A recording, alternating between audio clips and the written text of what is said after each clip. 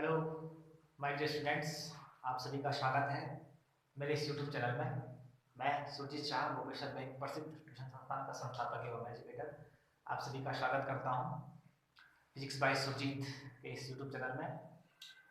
आप सभी ने जो है कि जो भी मैंने वीडियोस डाली उन सभी पर बहुत अच्छा आप लोग रिस्पॉन्स दिखा रहे हो। आशा है कि मेरी आगे आने वाली सभी वीडियो पर आप इसी तरीके से अपना अच्छा प्यार बरसाते रहोगे। तो अगर आपको मेरे ये वीडियोस पसंद आ रहे हैं तो आप इन्हें अपने फ्रेंड्स को शेयर कीजिए और उन्हें सब्सक्राइब करने के लिए कहिए, ताकि मेरे इस यूट्यूब चैनल को आप लोग का थोड़ा सपोर्ट मिल सके। ठीक है, तो देखिए आज जो पहल है वो ना ही 12th के लिए है ना ही 10th के लिए है। आज हम जो पहल करने जा रहे हैं मेरे बच्चों वो है क्लास 11th। तो आज हम क्लास 11th के लिए लेके आए हैं कुछ खास, एक बहुत इम्पोर्टेंट टॉपिक जो उन्हें आने वाले एनुअल एग्जाम में हेल्प कर सकता है। और वो तरीका जिस तरीके को सीख करके आप क्लास 12th में फिजिक्स के काफ़ी सारे जो डेरिवेशन है उनको सॉल्व कर सकते हैं। ठीक है, और उस बहुत खास इम्पोर्टेंट जो विषय है, जो टॉपिक है, उसका नाम है बेटा इंटीग्रेशन, समाकलन जिसे हम कहते हैं। ठीक है, तो आज आपका जो टॉपिक स्टार्ट हो रहा है, पहला वीडियो है आप लोग के लिए। ये टॉपिक स्टार्ट हो रहा है equations of motion by integration method. आपको सभी मेथड सिखाए जाएंगे, लेकिन पहला वीडियो है तो मुझे लगा कि शायद यहाँ से शुरू करना चाहिए एक टॉपिक जिससे आपको थोड़ा पहचान हो समाकलन से, इंटीग्रेशन से। क्योंकि जो मैथ्स का स्टूडेंट है उसका भी क्लास 12th में एक पूरा चैप्टर होता है मैथ्स का, चाहे वो किसी भी बोर्ड का हो। और फिजिक्स में तो आप लोग स्टार्ट से ही इंटीग्रेशन समाकलन पढ़ते हैं। तो इसलिए मैंने ये पहल की कि मैं इक्वेशंस को आपको बताऊंगा, इसके बाद तब बाकी जो चैप्टर्स हैं इंपॉर्टेंट आपके लिए वो बताए जाएंगे। ठीक है, तो आगे ज़्यादा बात ना करते हुए हम आपको लेके चलते हैं टॉपिक की तरफ। टॉपिक जो है equations of motion by integration method, यानी कि गति की समीकरणों का समाकलन के विधि द्वारा आपने हल निकालना है। आइए बेटा बात समझ में। तो सबसे पहले मेरे विद्यार्थियों हम बात करेंगे गति की समीकरण। ठीक है, यानी कि वो इक्वेशंस जो गति पर आधारित हो, मोशन पर डिपेंडेबल हो। ठीक है, तो मैं पहले इक्वेशंस लिखता हूं, आप सभी जानते होंगे, जिनको नहीं पता वो देख लेंगे, तब इन्हें कैसे सॉल्व करते हैं वो आपको सिखाया जाएगा। तो देखिए इक्वेशंस जो मोशन की हैं वो तीन इक्वेशंस आपके पास होती हैं। तीनों इक्वेशंस को निकालने के तीन तरीके हैं, जिनमें से एक तरीका है इंटीग्रेशन मेथड। तो फर्स्ट इक्वेशन होती है v is equal to u plus a t. ये आपको सब समझाया जाएगा कौन क्या चीज है। दूसरा होता है आपका s is equal to u t plus half a t square. और तीसरा होता है v square is equal to u square plus 2as।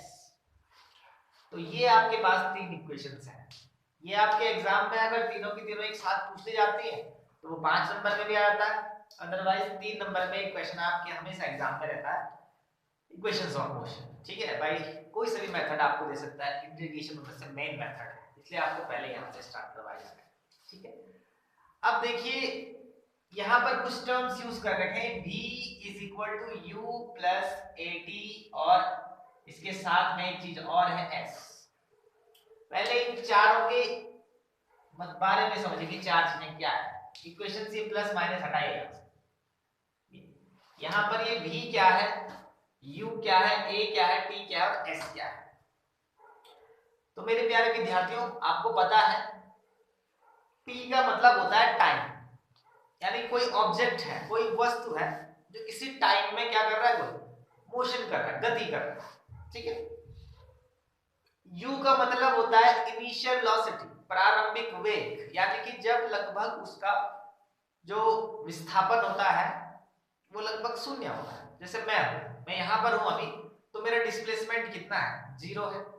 यानी कि अब मैं मोशन शुरू करूंगा, अब मैं गति शुरू करूंगा, तो अब मैं जब शुरू करने जा रहा हूं तो मेरी जो वेलोसिटी, जो वेग होगा वो क्या होगा, u, प्रारंभिक वेलोसिटी, प्रारंभिक वेग। और जब मैं अपने मोशन को खत्म कर दूं, जब मैं अपनी जो गति है उसको समाप्त कर रहा होगा या कर लूंगा, तो तब उस स्थिति में मेरा जो विस्थापन होगा वो कुछ ना कुछ हो जाएगा। तो तब मेरे पास जो वेग आएगा वो होगा मेरा अंतिम वेग, फाइनल वेलोसिटी। उसे हम किसे दिखाते हैं, v से। तो सर u का मतलब इनिशियल वेलोसिटी, प्रारंभिक वेग जब मोशन शुरू हो रहा है, v का मतलब फाइनल वेलोसिटी जब मोशन हम कर चुके हैं, स्टार्ट करने के बाद की वेलोसिटी, t का मतलब हो गया सर टाइम, s का मतलब होता है डिस्प्लेसमेंट, विस्थापन। तो सर a क्या है, तो a का मतलब होता है एक्सेलरेशन, त्वरण जिसे हम कहते हैं हिंदी में, ठीक है। जब हम मोशन करते हैं तो हमारी स्पीड में बार बार चेंज आता है, कभी हम स्पीड से मोशन करते हैं, कभी स्लो हो जाते हैं, कभी स्पीड से मोशन करते हैं, कभी स्लो हो जाते हैं। यानी कि जो गति है वो कभी बढ़ा रहे हैं तो कभी कम कर रहे हैं, कभी बढ़ा रहे हैं तो कभी कम कर रहे हैं। तो जो हमारी ये स्पीड चाल है बढ़ और घट रही है, इसी को कहते हैं त्वरण, एक्सेलरेशन, ठीक है। इसलिए जो गाड़ियों में ड्राइवर के पास होता है, जिसे वो स्पीड को बढ़ाता है घटाता है, उसको एक्सेलरेटर, क्योंकि एक्सेलरेटर क्या करता है, आपकी वेलोसिटी, ठीक है ना, वेलोसिटी में चेंज करता है, बार बार वेग बढ़ाता है घटाता है, बढ़ाता है घटाता है, ठीक है। तो ये दो तीन चीजों के बारे में आपको मालूम होना चाहिए चैप्टर में। आई बात समझ में आप लोग के? तो देखिए सबसे पहले हम यहाँ पर बात करेंगे कि वेलोसिटी क्या होता है, वेग क्या होता है, वेलोसिटी, वेलोसिटी जिसको हम कहते हैं वेग। तो वेलोसिटी का मतलब होता है बेटा, देखिए अभी मैं यहां पर हूं, ठीक है, तो मेरी वेलोसिटी कितनी है, कुछ भी नहीं है, जीरो। लेकिन जब मैं मोशन कर लूंगा, सपोज यहां से मैं 10 किलोमीटर चले गया, यानी कि मैंने 10 किलोमीटर का क्या कर दिया, डिस्टेंस कवर कर दिया, तो मेरी वेलोसिटी जो अभी यहां पर जीरो थी वो वहां जाकर क्या हो जाएगी, चेंज हो जाएगी, क्लियर। लेकिन ये चेंज कैसे आया, जब मैंने कुछ डिस्टेंस कवर की, कुछ दूरी तय की, क्लियर। तो वेग का मतलब होता है जब आप डिस्टेंस कवर करोगे, दूरी को तय करोगे, तब आपके वेग में परिवर्तन होगा, चेंज, वेलोसिटी में क्या है, चेंज। तो जो आपका वेलोसिटी है, वेग, उसको कहते हैं yes change in displacement, change in displacement by time. यानी कि जब आप टाइम के रिस्पेक्ट में अपने डिस्प्लेसमेंट में क्या करोगे, चेंज, तो उसे कहते हैं वेलोसिटी। जैसे मैं यहां पर, तो अभी मेरी कोई वेलोसिटी नहीं, क्योंकि मैंने अपनी कोई भी डिस्टेंस ट्रेवल नहीं की। लेकिन यहां से अभी मैं 10 किलोमीटर कहीं चला जाऊं, तो तब मेरे पे वेलोसिटी होगी, क्योंकि जब मैं अभी यहां पर हूं तो मेरा टाइम जीरो है, मेरा डिस्प्लेसमेंट जीरो है। लेकिन जब मैं यहां से अभी घर चले जाऊंगा या कुछ डिस्टेंस ट्रेवल कर दूंगा, तो मुझे टाइम लगेगा उस डिस्टेंस को ट्रेवल करने में, और जितनी मैंने डिस्टेंस ट्रेवल की। तो जो ये डिस्टेंस और टाइम है, डिस्प्लेसमेंट और टाइम है, इसी को कहते हैं वेलोसिटी, क्लियर। तो velocity is equal to change displacement by time. अगला जो कांसेप्ट होता है वो होता है एक्सेलरेशन का, एक्सेलरेशन। तो मेरे जो विद्यार्थियों, जो एक्सेलरेशन होता है, ठीक है, अभी समझाया मैंने आपको, एक्सेलरेशन का मतलब स्पीड में चेंज होना बात। स्पीड कौन है, वेलोसिटी, वेलोसिटी क्या है, स्पीड है। तो इस वेलोसिटी में जब चेंज आएगा तो वो क्या है, एक्सेलरेशन। यानी कि एक्सेलरेशन को आप कहते हैं change velocity, change in velocity by time. आई बच्चों बात समझ में? वेलोसिटी का मतलब change in displacement by time, और एक्सेलरेशन का मतलब change in velocity by time, ठीक है। तो डिस्प्लेसमेंट में चेंज आएगा तो वेलोसिटी है, और वेलोसिटी में चेंज आएगा तो एक्सेलरेशन, क्लियर। तो इसी को हम रिप्रेजेंट करते हैं डी टीएस अपॉन टाइम। अब डिस्प्लेसमेंट में चेंज हो रहा है तो टाइम में भी चेंज होगा। अभी यहाँ पर मेरा टाइम जीरो है, लेकिन जब यहाँ से 10 किलोमीटर चल जाऊंगा तो तभी मेरा टाइम जीरो रहेगा क्या, नहीं रहेगा ना, टाइम बदल जाएगा। तो dt सेम यहाँ पर चेंज वेलोसिटी, यानी कि वेलोसिटी को v से दिखाता है तो dv। चेंज वेलोसिटी का मतलब आपका जो वेलोसिटी में चेंज हो रहा है, फाइनल है v, इनिशियल है u, तो फाइनल में से इनिशियल को माइनस कर देंगे तो वो चेंज वेलोसिटी निकल जाता है। डिवाइड बाय, अब वेलोसिटी में चेंज हो रहा है टाइम बार बार, तो विद रिस्पेक्ट टू टाइम ही तो हो रहा होगा, तो टाइम में भी क्या होगा चेंज, तो ds upon dt dv upon dt करके भी आप इसको दिखा सकते हैं, ठीक है। तो ये दो बातें आपको याद रखनी है, क्लास 9th में भी हम लोगों ने पढ़ी है ये बातें, ठीक है, और 11 में भी आप लोगों ने पढ़ लिया होगा क्योंकि ये स्टार्टिंग का चैप्टर है, ठीक है ना। लेकिन मैं इंटीग्रेशन आपको सिखाना चाह रहा हूँ, इसलिए मैं इसमें ज्यादा डिटेल में नहीं जा रहा। जब ये डिटेल्ड जो वीडियोस है बनाऊंगा मैं chapter wise one shot video, तो उसमें फिर ये सब एक्सप्लेन करूंगा। अभी मैं सिर्फ मोशन ऑफ इक्वेशन को इंटीग्रेशन मेथड से सिखाना चाह रहा हूँ, लेकिन वो आप तभी सीखेंगे जब आप लोग को ये वेलोसिटी और एक्सेलरेशन के कांसेप्ट क्लियर हो। तो वेलोसिटी का मतलब चेंज डिस्प्लेसमेंट बाय टाइम, और एक्सेलरेशन का मतलब change in velocity by time. जब ये कांसेप्ट क्लियर होंगे दो, तब आप इक्वेशन को सॉल्व कर सकते हैं। इन दो के अलावा और आपको कोई भी अदर कांसेप्ट की जरूरत नहीं है, ठीक है। तो आप ये समझ गए होंगे। अब सॉल्व करते हैं इक्वेशंस ऑफ मोशन, ठीक है। अब देखिए फॉर्मूले आपको ये एक आध मालूम चल गए कि किस तरीके से हमने यहाँ पर इसको सॉल्व करना है, लेकिन जिस मेथड से सॉल्व कर रहे हैं उस मेथड का नाम है इंटीग्रेशन, समाकलन, जिसको हम हिंदी में बोलते हैं, ठीक है। अब कई बच्चों को ये डाउट होगा कि इंटीग्रेशन बोलते किसको है, समाकलन बोलते किसको है। दो कांसेप्ट 11 12 में आपको सुनने को मिलता है, एक तो इंटीग्रेशन और एक डिफरेंशिएशन, ठीक है। तो दोनों का मतलब एक ही है लगभग, लेकिन जो इंटीग्रेशन होता है वो डायरेक्ट और डिफरेंशिएशन आपका स्टेप बाय स्टेप। देखिए कैसे, सपोज यहां पर कुछ आपकी सीढ़ी है इस तरीके से, ये सीढ़ी है और आपने यहां पहुंचना है, ठीक है। अब आप पहली सीढ़ी पर जाओगे, फिर इसके बाद दूसरी सीढ़ी पर जाओगे, फिर तीसरी सीढ़ी पर, फिर चौथी सीढ़ी पर, फिर पांचवी सीढ़ी पर, फिर छठवीं सीढ़ी पर, सातवीं सीढ़ी पर, और फिर यहाँ पर आठवीं सीढ़ी करके ऊपर पहुंच जाओगे।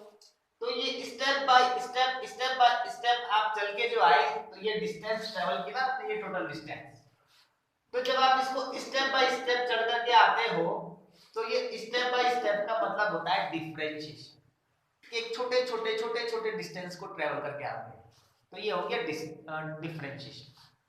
लेकिन अगर मुझे यहीं पहुंचना है और मैं डायरेक्ट यहाँ पहली सीढ़ी से यहाँ ऊपर जंप कर दूं, तो इसको बोलता है इंटीग्रेशन, यानी कि एक साथ सबका सम कर दिया। यहाँ पर भी आप पहली दूसरी तीसरी चौथी पांचवी छठवीं सातवीं 8 सीढ़ियां चढ़ी, जब चढ़े तो गिना ना आपने 1 2 3 4 5 6 7 8 पर स्टेप बाय स्टेप जोड़ा आपने उन 8 के 8 जो सीढ़ियां हैं, तो जोड़ने का मतलब डिफरेंशिएशन। लेकिन आपने स्टेप बाय स्टेप जोड़ा तो उसे कहते हैं डिफरेंशिएशन। लेकिन जब मैंने यहां से डायरेक्ट ऊपर जंप किया, तो भी तो मैंने 8 सीढ़ियों को पार ही तो किया है। ये जो 8 सीढ़ियां यहाँ पर ये बन रखी है, मैंने जब डायरेक्ट जंप किया तो भी तो मैंने 8 सीढ़ियों को पार किया ना, एक साथ जोड़ दिया मैंने उसको, अलग अलग करके नहीं जोड़ा, एक साथ जोड़ दिया 8। हाँ, तो एक साथ जब आप किसी चीज को ऐड करते हैं, जोड़ते हैं, सम करते हैं, समेशन करते हैं, तो उसी को बोलते हैं इंटीग्रेशन, ठीक है। तो इंटीग्रेशन में आप डायरेक्ट ऐड करते हैं, डायरेक्ट जोड़ते हैं, और डिफरेंशिएशन में स्टेप बाय स्टेप छोटी छोटी लेंथ को लेकर के, क्लियर। तो इंटीग्रेशन का मतलब आप समझ गए होंगे, जोड़ना होता है, सम करना, समेशन करना, ठीक है। कैसा वाला, डायरेक्ट वाला। अब देखिए इंटीग्रेशन के कुछ फॉर्मूले आपको चाहिए फिजिक्स में 11th और 12th, ज्यादा नहीं, बस बहुत कम कुछ। क्या फॉर्मूले चाहिए होता है, सबसे पहले फॉर्मूला आपको याद रखना है इंटीग्रेशन ऑफ dx, ठीक है। तो integration of dx is equal to क्या होता है, x। अब इसके जैसे जितने भी आपको दिखेंगे उनका आंसर ऐसा लिखना, d हटा देना, जैसे integration of dx x, integration of dv, तो इसका आंसर क्या होगा v, इंटीग्रेशन ऑफ dt, इसका आंसर क्या होगा t, इंटीग्रेशन ऑफ ds, इसका आंसर क्या होगा s, इंटीग्रेशन ऑफ आपका कुछ भी और बोल सकते हैं आप, ठीक है ना, dy बोल सकते हैं, क्या हो जाएगा y, इंटीग्रेशन ऑफ dl, इसका आंसर क्या हो जाएगा l, इंटीग्रेशन ऑफ dA, इसका आंसर क्या हो जाएगा a। बस ये फॉर्मूला याद रखना है 11th और 12th, इसके अलावा कुछ नहीं लगना है मेरे प्यारे स्टूडेंट। आपको पता होगा कि 11th और 12th में इसके अलावा कुछ ये है integration of dx is equal to x, इसके जैसा फॉर्मूला, ऐसा फॉर्मूला रहेगा। दूसरा integration of x dx is equal to x की पावर n बाई n, दूसरा ये फॉर्मूला। बस इन दो फॉर्मूलों पर आपका पूरा 11th और 12th का फिजिक्स है। इन दो के अलावा कोई भी इंटीग्रेशन का अनदर फॉर्मूला नहीं है आपके पास क्लास 11th और 12th की फिजिक्स पढ़ने के लिए। आई बात समझ में? अब देखो कितना आसान है। Integration of x dx is equal to x की पावर n बाई n, तो आइए इसी को सॉल्व करते हैं। x की पावर है, एक x ही है, एक x ही है, तो एक और एक कितने हो जाएंगे? दो। तो x की पावर कितना हो गया? दो। तो देखिए n की जगह पर कितना आ गया? दो। अब फॉर्मूला क्या कहता है कि अपॉन में भी क्या होता है? n, तो x की पावर n अपॉन n, तो n की जगह कितना आ जाएगा? 2। तो x की पावर 2 बाई 2, x की पावर n बाई n। बस ये दो फॉर्मूले आपको यूज करने हैं क्लास 11th और 12th में। अभी बात सकते हैं इस तरीके से। ये एग्जांपल लेते हैं, x की power 2 dx is equal to formula x की पावर n बाई n। तो देखिए दो ये है, एक ये और मल्टीप्लाई हो जाएगा, 2 और 1 3, तो x की power 3 is divided by upon में भी n आता है यानी कि 3। क्लियर? देखो कितना सिंपल है। सेम x की power -2 dx is equal to, अब देखिए यहां पर फॉर्मूला वही है x की पावर n बाई n, लेकिन अब देखो ये माइनस में, तो x की पावर -2 dx, देखो -2 और 1 x आपका कॉमन आ जाएगा, -2 में से 1 गया तो कितना बचेगा? -1। अब क्वेश्चन फॉर्मूला क्या कहता है? जो n ऊपर है वही नीचे अपॉन में आना है, तो -1। तो बस ये दो तीन फॉर्मूले हैं जो आप लोग इंटीग्रेशन में यूज करते हो क्लास 11th और 12th में। ठीक है, इंटीग्रेशन का मतलब होता है जोड़ना, सम करना। तो आइए अपने मेन टॉपिक पर आते हैं जिसका नाम है motion of equations bye integration method. तो देखिए कोई एक ऑब्जेक्ट, ठीक है, जो मोशन कर रहा है अंडर द कांस्टेंट एक्सेलरेशन, यानी कि जो एक्सेलरेशन है वो क्या है? बिल्कुल कांस्टेंट है, एक्सेलरेशन में कोई चेंज नहीं है। क्लियर? t टाइम में वो मोशन करता है और s डिस्प्लेसमेंट करता है। जब आप एग्जाम में इसको लिखते तो आपको लिखना पड़ता है कि कोई ऑब्जेक्ट है, कोई वस्तु है, ठीक है, जो u वेलोसिटी से ट्रेवल कर रही है और t टाइम बाद उसकी वेलोसिटी v हो जाती है, ठीक है, और जो डिस्प्लेसमेंट है वो s हो जाता है और कांस्टेंट इसका एक्सेलरेशन है। क्लियर? तो फिर किस तरीके से निकालेंगे इसको? ठीक है, ये दो तीन बातें आप लोग को हमेशा लिखनी है एग्जाम में कि ऑब्जेक्ट, ठीक है, एक्सेलरेशन जो कांस्टेंट एक्सेलरेशन है उसके अंडर मोशन कर रहा है, अचर त्वरण के अंतर्गत गति कर रहा है, t टाइम बाद जो उसकी वेलोसिटी है वो v हो जाती है जो पहले u थी, और जब वो t टाइम यानी कुछ टाइम हो जाता है उसको तो कुछ डिस्प्लेसमेंट भी ट्रेवल करेगा वो, तो कहते हैं कि हम जो डिस्प्लेसमेंट है सब उसका s है, कैपिटल S। ठीक है, तो देखिए फर्स्ट इक्वेशन कैलकुलेट करते हैं। फर्स्ट इक्वेशन ऑफ मोशन, तो जैसे कि मैंने आपको अभी बताया एक फॉर्मूला एक्सेलरेशन, तो आपने कहा sir acceleration is equal to होता है change in velocity by time. तो याद रखिएगा मेरे बच्चों, जब भी आप इक्वेशन निकालो फर्स्ट वाली किसी भी मेथड से, तीन मेथड है करने के, तीनों में से किसी भी मेथड से करो, आपका फॉर्मूला हमेशा रहेगा acceleration. Acceleration is equal to change in velocity by time. तो देखिए acceleration is equal to change in velocity, तो किससे दिखाया था अभी आप? dv। अब वेलोसिटी में चेंज होना तो टाइम में भी चेंज होगा, क्या हो जाएगा? dt।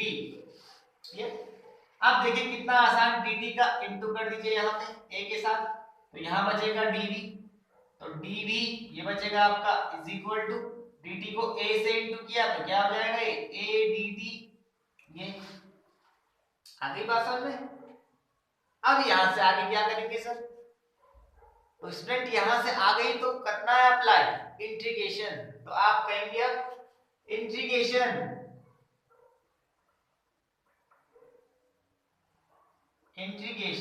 Both side under the limits.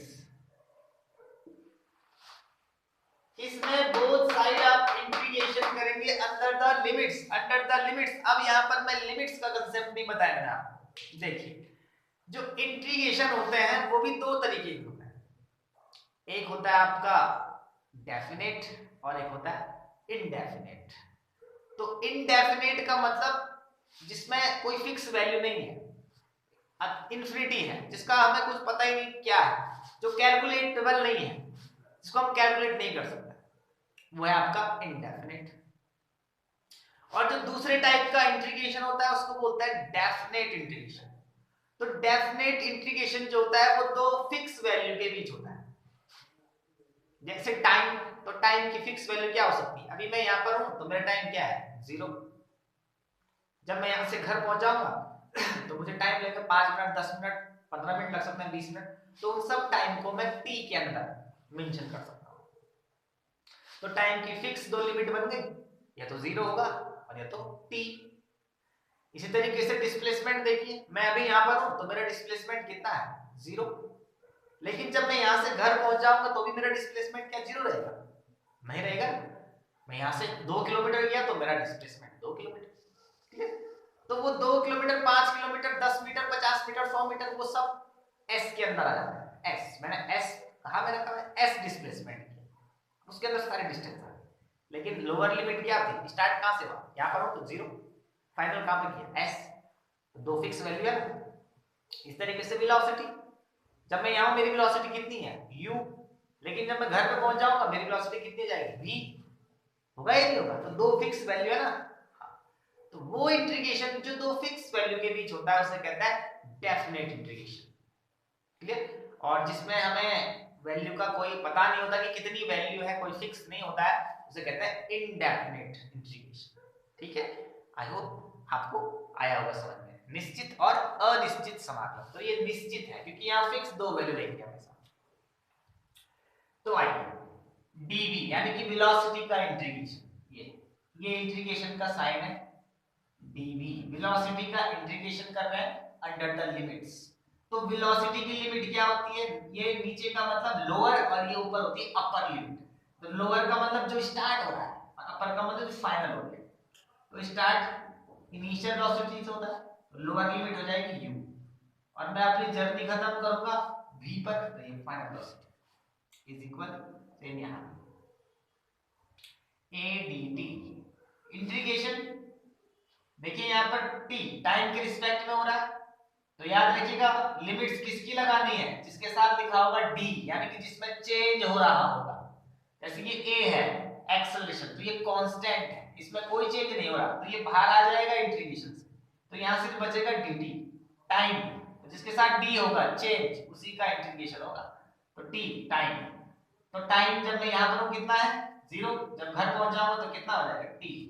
ठीक है, अब देखिए ये आपका u v dv, इसको पढ़ता है integration under the limit u to v of dv। ये आपका बाहर निकल जाएगा क्योंकि वो कांस्टेंट है, जो कांस्टेंट होता है उसका इंटीग्रेशन नहीं होता है। तो बाहर integration under the limit 0 to t, और क्या हो जाएगा? dt। ये अब देखिए यहां से आगे आपको फॉर्मूला अप्लाई करना होता है कि अभी सिखाया था मैंने integration of dx is equal to x, तो वही फॉर्मूला अप्लाई करना है। इंटीग्रेशन ऑफ dv कितना होगा आपका? v, लिमिट सभी बरकरार, a integration of dt, dt का इंटीग्रेशन क्या होता है? t, लिमिट्स चलती रहेंगी। ठीक है, अब यहां से आगे जो मेन फॉर्मूला है ये याद रखिएगा, 11th 12th सब जगह काम आएगा। Upper limit minus lower limit, upper limit minus lower limit, यानी कि अब आपको इस v की जगह पर एक बार अपर लिमिट रखनी है और एक बार लोअर लिमिट रखनी है। इस t की जगह पर एक बार अपर लिमिट रखनी है, एक बार लोअर लिमिट रखनी है। ठीक है, यही तो है खासियत इंटीग्रेशन की। तो आइए अप्लाई करिए लिमिट्स दोनों जगह। तो v की जगह रखनी है ul का मतलब अपर लिमिट, तो आइए अपर लिमिट v है तो v की जगह v ही आएगा, v माइनस अब v की जगह कौन सी limit, lower limit, lower limit कौन है u, तो अब ये v रिप्लेस हो जाएगा u से, u is equal to a, same ये t की जगह पर अपर लिमिट एंड माइनस, अब t किससे रिप्लेस हो जाएगा, लोअर लिमिट, लोअर लिमिट कौन है 0, ये ठीक है। तो v is equal to v minus u is equal to a into t में से 0 को सब्ट्रैक्ट करेंगे तो कितना आएगा मेरे स्टूडेंट्स, t। तो आपका फाइनल आंसर हो जाएगा v minus u is equal to a को t से इंटू किया 80 माइनस u का साइड चेंज करिए उधर, यहाँ माइनस में उधर प्लस हो जाएगा, तो v is equal to u, उधर प्लस में पहले से 80, तो v is equal to u plus 80। This is the first equation of motion by integration method. तो देखिए कितना आसान है ना, आपको एक फॉर्मूला तो याद रखना है, acceleration is equal to change velocity by time, change velocity dv, time हो जाएगा dt, बस dt का मल्टीप्लाई किया a से, तो dv is equal to a dt, integration both side under the limit. अब जब आप लिमिट अप्लाई करोगे तो वेलोसिटी के लिए वेलोसिटी की लिमिट्स, जहां से शुरू होती है जहां पर खत्म, टाइम के लगा रहे हो तो जहां से टाइम शुरू हो रहा है और जहां पर खत्म हो रहा है, तो शुरू हो रहा है 0 से, खत्म हो रहा है t पर, शुरू हो रही है वेलोसिटी u से, खत्म हो रही है v पर, dv का इंटीग्रेशन करना, उसके बाद क्या होता है v, a कांस्टेंट है, कांस्टेंट का इंटीग्रेशन नहीं होगा कभी, a बाहर निकल जाएगा, सिर्फ यहाँ a ही नहीं, जब भी फिजिक्स में इंटीग्रेशन पढ़ो जो भी आपको कांस्टेंट मिले, अब जैसे ये है 5, तो 5 क्या है कांस्टेंट, इसकी वैल्यू में कभी कोई चेंज नहीं आएगा, तो इसलिए क्या है कांस्टेंट है, इसका कभी इंटीग्रेशन, तो ये भी इंटीग्रेशन से क्या निकल जाता है बाहर, सेम वैसे ही, ठीक है। तो इंटीग्रेशन से बाहर निकाल दिया है, तो dt का इंटीग्रेशन t, लिमिट सभी चलती रहेंगी जब तक आपने upper limit minus lower limit apply नहीं किया, यानी कि इस जगह पर एक बार अपर लिमिट, तब इस जगह पर एक बार लोअर लिमिट, ये इस जगह पर एक बार अपर लिमिट, तब इस जगह पर एक बार लोअर लिमिट, ये और तब ये कैलकुलेशन है आंसर, ये first equation of motion, v is equal to u plus 80, ठीक है ना। इस तरीके से आपको फर्स्ट इक्वेशन सॉल्व करना है।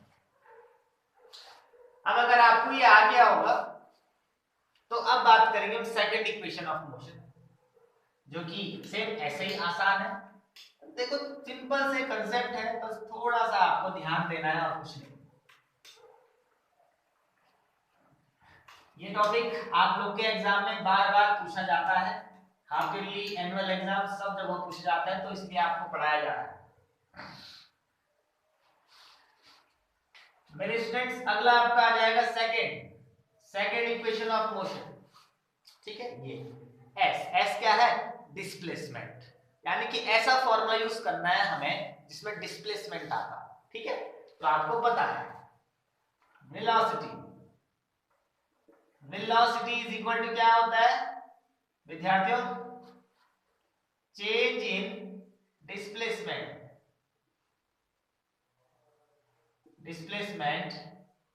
Bye time, change in displacement by time, यही तो है वेलोसिटी का फॉर्मूला। सर यही फॉर्मूला क्यों लगाया, क्योंकि मुझे दिख रहा है एस डिस्प्लेसमेंट, तो मुझे अगर अपने इक्वेशंस में डिस्प्लेसमेंट चाहिए तो मुझे डिस्प्लेसमेंट से रिलेटेड कोई फॉर्मूला लगाना होगा ना, तो कौन सा फॉर्मूला है वेलोसिटी का, velocity is equal to change in displacement by time. Velocity को रिप्रेजेंट करते हैं v से, चेंज इन डिस्प्लेसमेंट ds, तो जब डिस्प्लेसमेंट में चेंज हो रहा होगा तो टाइम के रिस्पेक्ट में ही तो चेंज हो रहा होगा dt, सेम वही dt का इनटू किससे हो जाएगा v से, इधर बचेगा ds is equal to dt का इनटू v से, तो v dt, सिंपल है ना। अब देखो ये क्या लिखा है v, अभी फर्स्ट इक्वेशन से हमने v का वैल्यू निकाला, v is equal to u plus 80, तो सब्स्टिट्यूट करेंगे उसको, ठीक है ना। तो आइए पुट द वैल्यू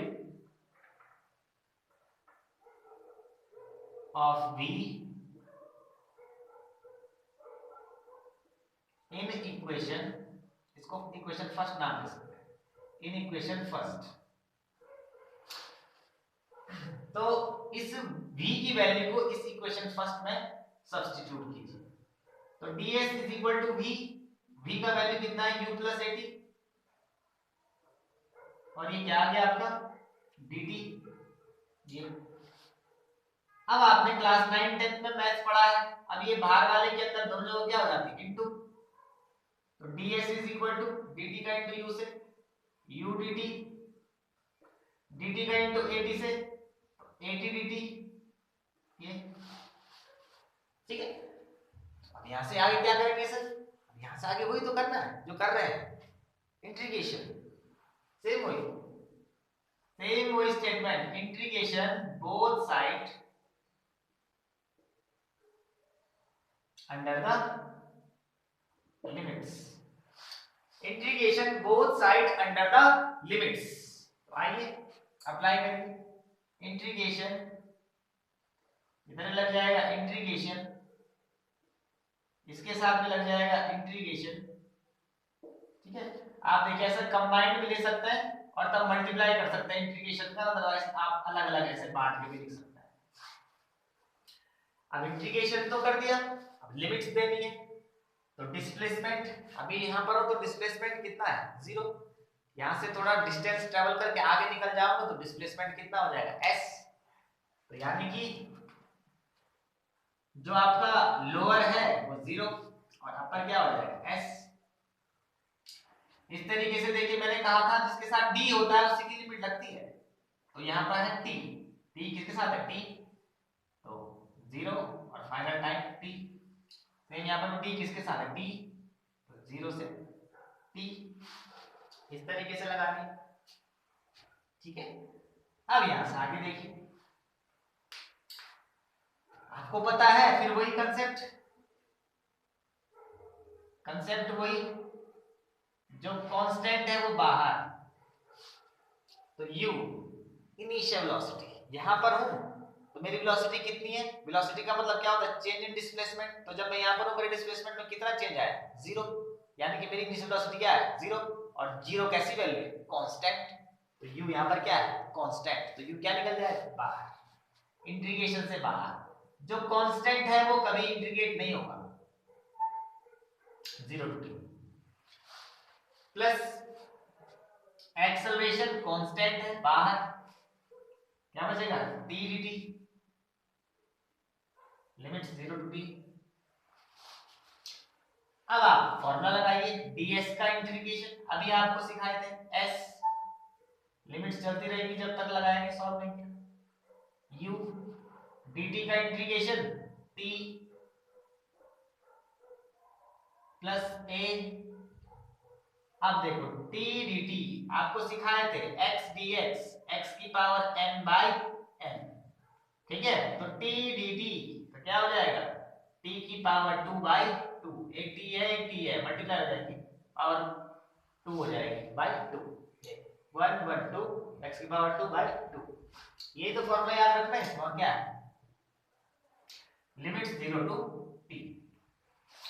अब यहां से आगे फिर वही upper limit minus lower limit, यानी कि इसकी जगह एक बार अपर लिमिट रखनी है और तब लोअर लिमिट रखनी है। तो आइए रखिए s, अपर लिमिट ऐसी तो है minus lower limit 0, u into t की जगह upper limit minus lower limit,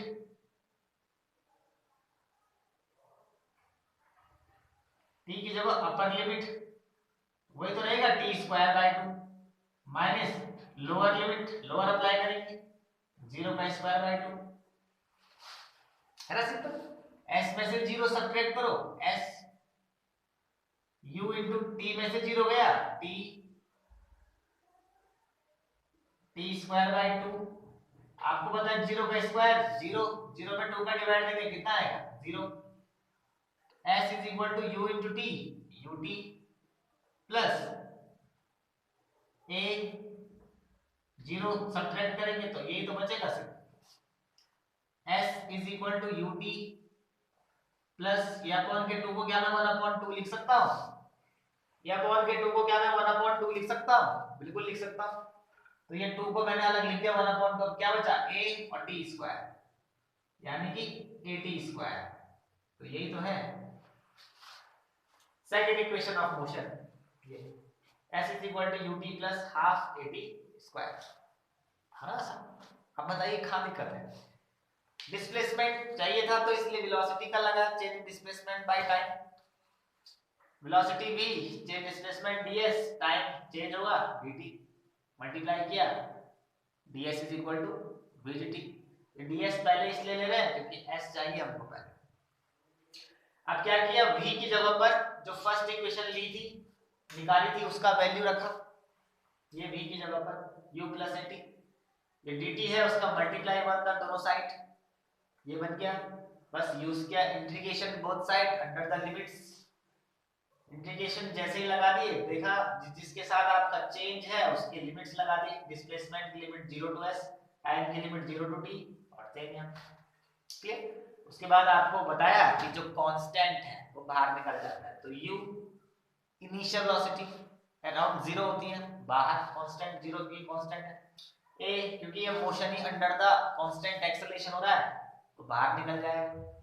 अब ds का इंटीग्रेशन s, dt का t और t dt पे लगाना है x dx या इज इक्वल टू x की पावर n बाय n, तो t की पावर 2 बाय 2 फॉर्मूला बन जाएगा। फिर upper limit minus lower limit, upper limit रखिए लोअर लिमिट रखिए, अपर लिमिट रखिए लोअर लिमिट रखिए, अपर लिमिट रखिए लोअर लिमिट रखिए, सॉल्व करिए s में से 0 गया s, t में से 0 गया t, ये आपका पूरा 0 हो जाएगा और t²/2 मल्टीप्लाई तो करना है, आंसर निकल जाएगा। ठीक है, तो सिंपल सा है नहीं, ये बताइए आप मुझे कि ये आपको कितना कठिन लगा?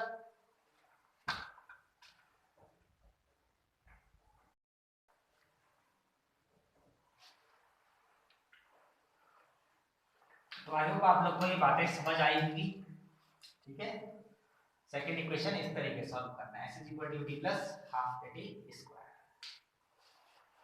अब बात करेंगे थर्ड इक्वेशन ऑफ मोशन, उसके लिए मुझे थोड़ा ये बिठाना होगा।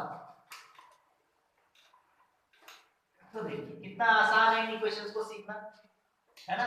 और ये तीनों इक्वेशंस अगर एग्जाम में आ गई तो 5 नंबर आपको मिल, तो आपकी हो जाएगी अब third equation of motion.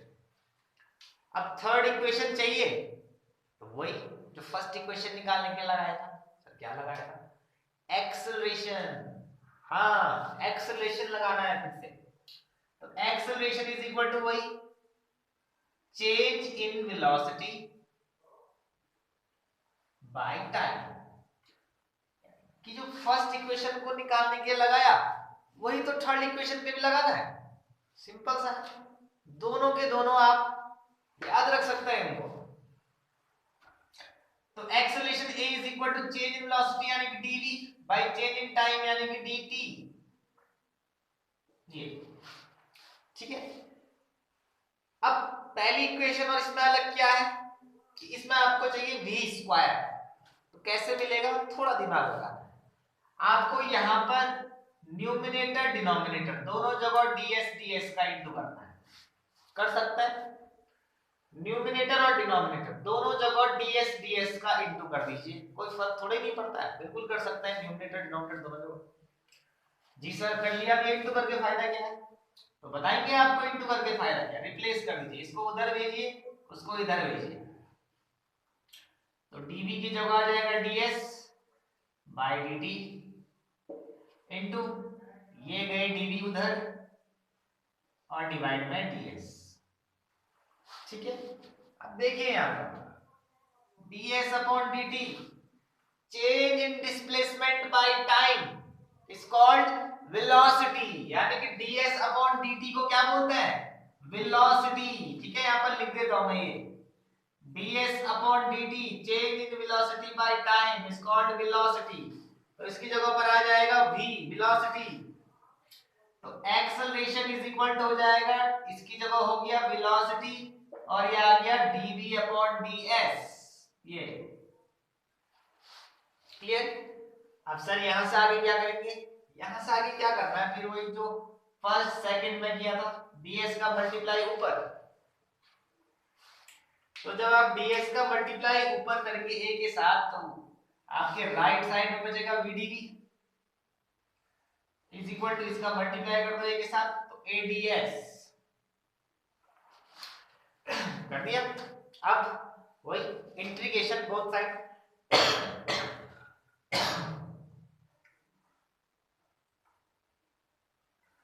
Integration both side under the limits. तो आइए integration VdV is equal to integration ADS under the limits. तो V वेलोसिटी, तो वेलोसिटी की limit U to V, S displacement जिसके साथ D जो चेंज हो रहा है तो 0 टू S। कहां प्रॉब्लम है? आप फॉर्मूला याद करो, पर उससे पहले थोड़ा इसको आगे सॉल्व करिए। VdV ए कांस्टेंट बाहर निकल जाएगा, कांस्टेंट का कभी इंटीग्रेशन नहीं होता है और ना ही डिफरेंशिएशन। x dx क्या फॉर्मूला लग रहा है यहाँ पर? Integration x dx is equal to x की पावर n बाई n। ये फॉर्मूला याद रखिएगा, बहुत खास है। तो क्या हो जाएगा v square by 2 v into v square जो ऊपर पावर n होगी वही अपॉन में जाएगा 2, ठीक है ना। लिमिट्स लगाइए u to v is equal to a integration of ds क्या होता है s 0 टू s। देखिए कितना सिंपल सा है, मजे मजे में आप लोग सीख रहे हैं। अब यहाँ पर वही upper limit minus lower limit, यानी कि जो ये v है इसकी जगह एक बार अपर लिमिट रखनी है और एक बार लोअर लिमिट रखनी है। s की जगह पर अपर लिमिट और तब लोअर लिमिट। तो आइए क्या परेशानी है, तो v की जगह अपर रखिए तो v तो रहेगा v square by 2 minus lower limit, तो लोअर अप्लाई करिए u, तो u का square by 2 is equal a s की जगह अपर लिमिट जो कि ऐसी है माइनस s की जगह लोअर लिमिट जो कि 0 है। बस क्या करना है, 2 कॉमन आ जाएगा, न्यूमरेटर में v square minus u square, ये 2 कॉमन आ जाएगा। a s में से 0 गया, s 2 का मल्टीप्लाई भी कर दीजिएगा तो v square minus u square is equal to 2as। बस माइनस u को भेजिए उधर तो v square is equal to plus u square, यहाँ माइनस में उधर आके प्लस और प्लस वहां कौन है 2as। तो देखिए कितना सिंपल था, v square is equal to v square plus 2s। Third equation of motion. तो बताइए क्या किया, कुछ किया कोई स्पेशल खास, कुछ खास है इनमें? कुछ भी नहीं। एक्सेलरेशन का फॉर्मूला यूज किया है, change in velocity by time dv by dt। बस एक तो कांसेप्ट अलग किया, ds का इनटू ds का डिवाइड, रिप्लेस किया ds dv तो ds अपॉन dt, यानी कि change in velocity by time is called change in velocity displacement by time is called velocity. तो इसकी जगह पर ये वेलोसिटी आ गया, बाकी एज इट इज। ds का मल्टीप्लाई a से किया तो हो गया ads। बोथ साइड इंटीग्रेशन का यूज किया अंडर द लिमिट्स, जिसका इंटीग्रेशन होता है उसकी लिमिट्स लगाई, अपर लिमिट लोअर लिमिट का कांसेप्ट लगाया और आपको ये आंसर मिल गया। क्या कठिन है बताइए आप? तो आई होप आप लोग को ये मेथड समझ आया होगा कि मैंने कहीं कोई जल्दीबाजी में ना पढ़ाया हो, क्योंकि कहीं ना कहीं आज का ये लगभग 4 घंटे में ऑफलाइन पढ़ा चुका हूँ और लगभग 7वां 8वां घंटा चल रहा है ये, तो थोड़ा थकान भी लग गई है, लेकिन मैंने फिर भी कोशिश की आपको समझाने की। आई होप आप मेरी ये बातों को समझ पा रहे होंगे। तो सिंपल सी चीजें हैं, इन वीडियोस को देखिए, बार-बार देखिए जब तक आपको नहीं आता है। जो ये इंटीग्रेशन है ये क्लास 12th के लिए आपको फिजिक्स में बहुत हेल्पफुल है और मैथ्स वालों के लिए मैथ्स क्लास 12 में। बस फिजिक्स में 2 ही फॉर्मूले हम लोग यूज करते हैं, integration of dx is equal to x, integration of x dx is equal to x की पावर n बाय n। बस ये 2 फॉर्मूले अगर आपको समझ आ गए डेरिवेशंस में तो आपको क्लास 12th में इंटीग्रेशन वाले जो आपके डेरिवेशंस हैं उनमें कोई प्रॉब्लम नहीं आएगी। ठीक है, तो आई होप आप इस वीडियो को देखें। अगर आपको ये पसंद आए तो आप अपने जो फ्रेंड्स हैं उनको भी शेयर कर सकते हैं और उन्हें भी कह सकते हैं कि वो इस वीडियो को सब्सक्राइब करें। ठीक है, तो थैंक यू, आज के लिए आपके लिए इतना ही। नेक्स्ट आपसे कल मुलाकात होगी किसी नए वीडियो में नए टॉपिक के साथ। थैंक यू, आप सभी को शुभ रात्रि।